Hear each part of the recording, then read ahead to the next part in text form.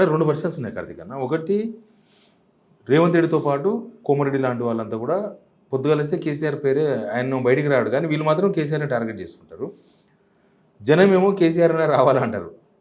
కేసీఆర్ ఆయన ఎట్లా ఆయన రెస్పాన్స్ ఏంది అసలు దీనిపైన? వీళ్ళు తిట్టడము, వాళ్ళు రమ్మనడము. అంటే అధికారం పోయి ఒక 6 నెలలు 7 నెలలు అవుతుంది. నేను అప్పుడే కలవని ఏం కానీ అమ్మ కూడా వచ్చిందారు. ఏమన్నా మళ్ళీ ఎవరు అడుగుతున్నారు, ఏమన్నా మళ్ళీ మీకేమనిపిస్తుంది, ఎట్లా నడుస్తుంది ప్రభుత్వం? పెద్ద మనిషి అడుగుతున్నాడు, సమాధానం ఇవ్వాల్సి వచ్చింది సార్. నేను తెలంగాణ ముఖ్యమంత్రిగా ఉన్నప్పుడు చాలామంది ఏమనుకున్నారంటే నేను దూరంగా ఉంటున్నాను, ఇక్కడున్నాను, నేను ప్రభుత్వం పట్ల రాష్ట్రం పట్ల శ్రద్ధతో పనిచేస్తలేను, నేను ఏదో ఎంజాయ్ జల్సాలు చేస్తున్నాను అనుకున్నారు చాలామంది. కాదు, నేను ఎంత కష్టపడ్డానో తెలంగాణ కోసం నాకు తెలుసు.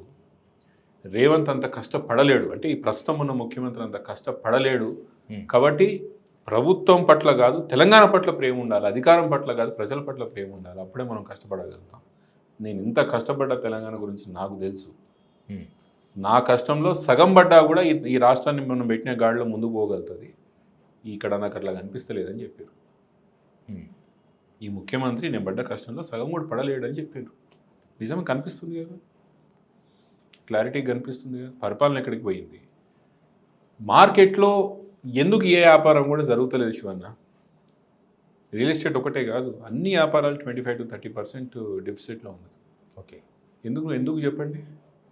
ఒకటి మందైనా జరుగుతుందా? బెంగళూరు మార్కెట్ బాగానే ఉంది కదా, ఆంధ్ర మార్కెట్ పికప్ అయింది, పూణే, ఢిల్లీ, బాంబే, బెంగళూరు, ఇవన్నీ మార్కెట్లు బాగానే ఉన్నాయి, వైబ్రెంట్గా ఉన్నాయి. మనదే ఎందుకు దెబ్బపడుతుంది మార్కెట్? ఎందుకు చెప్పండి? పరిపాలన చేసే వాళ్ళకి తెలుసుకోవాల్సిన విషయం ఏంటంటే ప్రభుత్వం ఒక ప్రథమ బాధ్యత మార్కెట్లో క్యాష్ ఇన్ఫ్యూజ్ చేయడం. కేసీఆర్ ముఖ్యమంత్రిగా ఉన్నప్పుడు ఓన్లీ సింగిల్ బిగ్గెస్ట్ స్కీమ్ ఏది? రైతు బంధు అనే ఒక స్కీమ్ వల్ల 75,000 కోట్లు over the period of 5.5 years cash infuse చేసిండు తెలంగాణ రాష్ట్రంలోకి.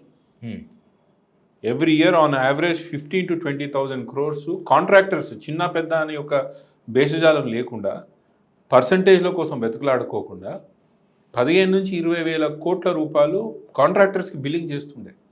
ఓకే, అప్పుడే క్యాష్ ఇన్ఫ్యూజ్ అవుతుంది కదా సిస్టంలోకి, అప్పుడే సిస్టంలోకి పైసలు వస్తాయి కదా. 3 విధానాలు ఉంటాయి మా సిస్టంలో పైసలు రావాలంటే. ప్రభుత్వం ఇన్ఫ్యూజ్ చేయాలా, కాంట్రాక్టర్ బిల్లింగ్ జరగాల, బ్యాంకర్స్ డబ్బులు ఇవ్వాలి. ఈ 3 జరగలేవు తెలంగాణ రాష్ట్రంలో.